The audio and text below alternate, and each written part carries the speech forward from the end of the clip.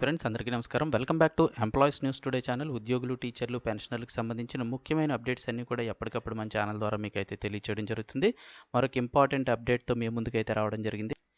ఏపీలో ప్రభుత్వ ఉద్యోగులకు ఎన్నికల కమిషన్ అయితే కనుక గుడ్ న్యూస్ చెప్పింది. ఏంటి ఆ వివరాలు అయితే కనుక ఈ వీడియోలో తెలుసుకుందాం. వీడియో స్కిప్ చేయకుండా పూర్తిగా చూడండి, అప్పుడే కంప్లీట్ ఇన్ఫర్మేషన్ అయితే మీకు తెలుస్తుంది. అలాగే చాలామంది సబ్స్క్రైబ్ చేసుకోకుండానే మన వీడియోస్ అయితే చూస్తున్నారు. దయచేసి సబ్స్క్రైబ్ చేసుకోండి. సబ్స్క్రైబ్ చేసుకోవడం వల్ల ప్రభుత్వం నుంచి వచ్చే ముఖ్యమైన అప్డేట్స్ మిస్ అవ్వకుండా మీరు ముందుగానే తెలుసుకోవచ్చు. అలాగే వీడియోను ఒక లైక్ చేసినట్లయితే మరింత మందికి సమాచారం చేరుతుంది. ఇక చూసుకున్నట్లయితే కనుక ఎన్నికలు మొదలవుతున్నాయి. ఏపీలో ఎన్నికలు మొదలవుతున్నాయి. ప్రస్తుతం ప్రభుత్వ ఉద్యోగులకి ప్రభుత్వానికి మధ్య ఎలాంటి సంబంధాలు ఉన్నాయనేది అయితే ఎవరో చెప్పక్కర్లేదు, అందరికీ తెలిసిన విషయమే. సో ఇటువంటి పరిస్థితుల్లో అయితే కనుక జగన్ సర్కార్కి ఈసీ భారీ షాక్ అయితే ఇచ్చింది.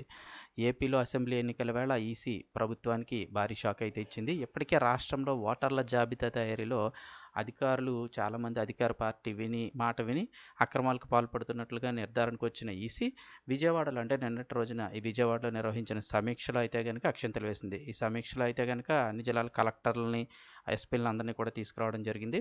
సో అక్కడైతే చాలామందికి ఈసీ అయితే కనుక ఆగ్రహం వ్యక్తం చేసింది. చాలామంది అధికారుల మీద తటస్థంగా ఉంటారా లేదా అని ప్రశ్నించింది. దీంతో కలెక్టర్లు, ఎస్పీలు కూడా ఇరుకుని పడ్డారు.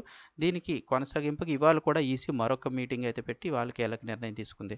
రాష్ట్రంలో ఎన్నికల విధులకు వైసీపీ ప్రభుత్వం ఇప్పటివరకు ఏంటంటే సచివాలయాల సిబ్బందిని బిఎల్ఓలు గాను ఇతర అధికారులుగా నియమిస్తోంది. గతంలో టీచర్లు నిర్వహించిన విధులు, అంటే అంతకుముందు ఎలక్షన్స్లో అంతా కూడా టీచర్లు నిర్వహించిన విధులన్నింటినీ ఇప్పుడు వారికి దూరం చేసింది. టీచర్లకు బోధనేతర విధులు అప్పగించరాదని తీసుకున్న నిర్ణయంలో భాగంగా వీరిని ఎన్నికల విధుల నుంచి అయితే తప్పించింది. దీంతో గతంలో వద్దన్నా కూడా విధులు అప్పగించి ఇప్పుడు హఠాత్తుగా తమకు నష్టం జరుగుతుందన్న భయంతో తమను ఎన్నికల విధుల నుంచి తప్పించమేమిటని చాలామంది ఆగ్రహంగా ఉన్నారని అయితే చెప్తూ ఉన్నారు.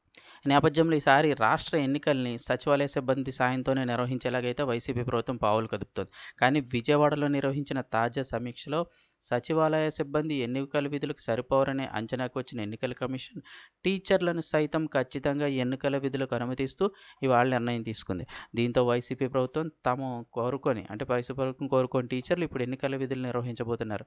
సాధారణంగా ఎన్నికల సమయంలో ప్రభుత్వ ఉద్యోగులు అనుకూలంగా ఉండాలని ఏ ప్రభుత్వమైనా కోరుకుంటుంది. కానీ ఇప్పుడు ఈసీ నిర్ణయంతో పరిస్థితి అయితే మొత్తం మారిపోయిందనే చెప్తూ ఉన్నారు. దీనిపై మరి ఏపీ ప్రభుత్వం ఏ నిర్ణయం తీసుకుంటుంది అనేది అయితే చూడాల్సి ఉంది.